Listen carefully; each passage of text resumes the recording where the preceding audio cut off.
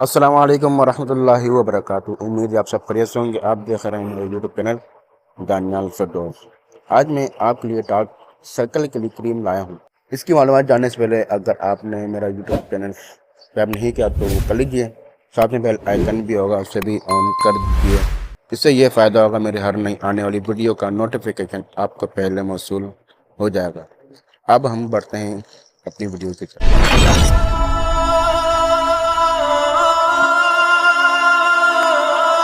आज जो मैं डार्क सर्कल के लिए क्रीम लाया हूँ उसका नाम ही डार्क सर्कल है। ये आंखों के नीचे डार्क सर्कल क्यों हो जाते हैं ये आप सुन लीजिए।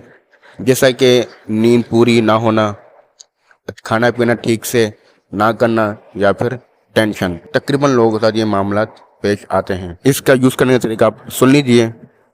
इसको दिन में 1 से 2 दफ़ा लगाएं और जहाँ जहाँ पर डार्क सर्कल हो रहे हैं वहाँ पर लगाएं और इतना उसको लगाएं कि स्किन के अंदर जज्ब हो जाए। और इसका जो रिज़ल्ट है इंशाल्लाह 7 से 8 दिन में आपको मिल जाएगा। नींद पूरी करें आप, खाना पीना ठीक से करें और टेंशन ला लें, इंशाल्लाह ये मामला आपके साथ पेश नहीं आएंगे।